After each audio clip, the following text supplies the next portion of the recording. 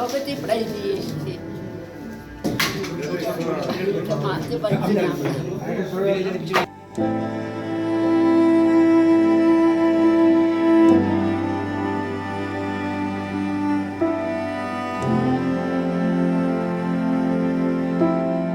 আসানসোলের উমারানী গার্লস স্কুলের মাধ্যমিকে টপার হয়েছে থৈবী মুখোপাধ্যায়, কিন্তু দুঃখের বিষয় থৈবী আর এই জগতে নেই।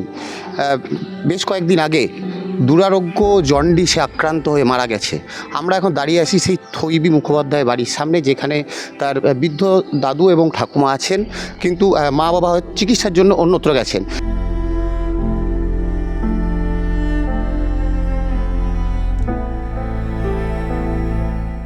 প্রত্যেকের মুখে একটাই কথা, ও যদি সুস্থভাবে যদি পরীক্ষা দিতে পারতো তাহলে 1 থেকে 10-এর মধ্যে পশ্চিমবঙ্গে অবশ্যই জায়গা করে নিত।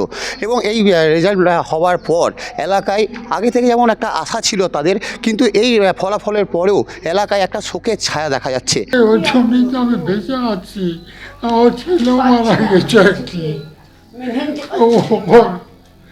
যে ছোটো ছেলে ছিল সেও ক্যান্সারে ভেলোরে মারা যায়। পড়াশোনা তো খুবই ভালো ছিল, পড়াশোনাতে 4টে স্কলারশিপ পেয়েছে।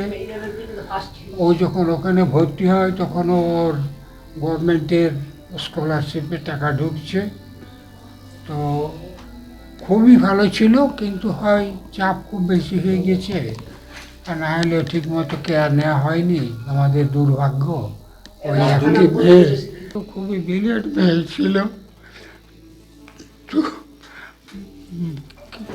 ওইটা যথেষ্ট জোরে জোরে পরীক্ষা দিয়েছে।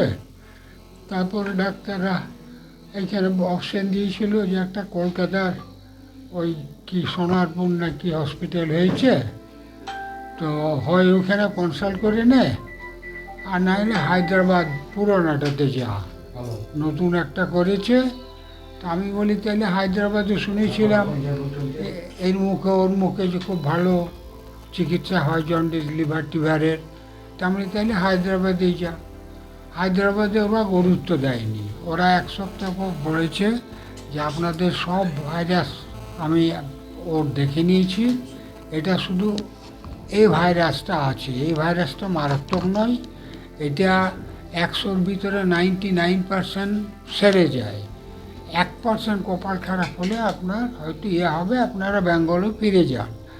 তো ছেলে তখন বলেছিল যে স্যার এটা কী করে হয়, 15 বিলিরুবিন নিয়ে কি আমি বেঙ্গলে ফিরে যাব, বেঙ্গল থেকেই আমাকে পাঠাচ্ছে। তো তখন ওরা বলেছে যে ওর ইমিউনিটি একটু কমে গেছে, ডাক্তাররা সব খাওয়া বন্ধ করে দিয়েছে প্রোটিন জাতীয়, তো ওকে খাওয়ান। তো ওই যে এখানে তো হোটেল ছাড়া খাওয়া যাবে না, আপনাদের ক্যান্টিনে তো ইডলি আর ধোসা, তো ও তো খাচ্ছে না। তারপরে 1 সপ্তাহ আর একটা বাঙালি হোটেলে উঠে, তো সেখানে বললো অল্প যদি চিকেন খেতে ভালোবাসে দেবেন, ফ্যাটটা বাদ দিয়ে সব কিছু দেবেন। তো তারপরে দেখা গেল যে তার 1 দিন পর ও ভমিটিং হতে শুরু করলো।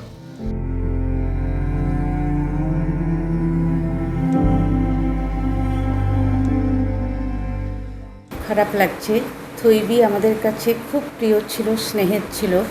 আমরা জানতাম ও সুস্থ অবস্থায় পরীক্ষা দিলে আরও অনেক ভালো করতো, কিন্তু ওই অবস্থাতেও যে ও 674 করতে পেরেছে সেটা ও বলেই পেরেছে, বলতে কোনো দ্বিধা নেই। ওর জায়গায় অন্য কোনো স্টুডেন্ট থাকলে কতটা করতে পারতো, কারণ ওর মনের জোর ছিল প্রচণ্ড বেশি। ও জানতো যে আমাকে ভালো রেজাল্ট করতে হবে আমাদের জন্য, ওর বাবা মার জন্য। ও সেই চেষ্টাটা করে গেছে। পরীক্ষা দিতে দিতে ও 3 ঘন্টা পুরো টানা লিখতে পারছিল না, সেই সময় এতটা অসুস্থ হয়ে পড়ছিল, মাথা নিচু করে মধ্যে মধ্যে একটু রেস্ট নিচ্ছিল। যেখানে সেন্টার পড়েছিল সেখানকার দিদিরা সবাই মানে ওর স্নেহের হাত ওর পিঠে দিচ্ছিলেন, সবসময় ওকে সাহস জোগাচ্ছিলেন।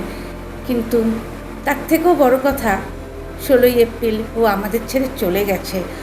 আর 674ই হোক আর যাই হোক, আমাদের কাছে এটা এখন মানে খুব ভার মনে হচ্ছে যে তার থেকেও আরেকটু যদি কম পেত, ও যদি একটু রেস্ট নিত, হয়তো বা পরীক্ষাটা এবছর যদি না দিত তাহলে হয়তো সুস্থ থাকতো, আমাদের মধ্যে থাকতো।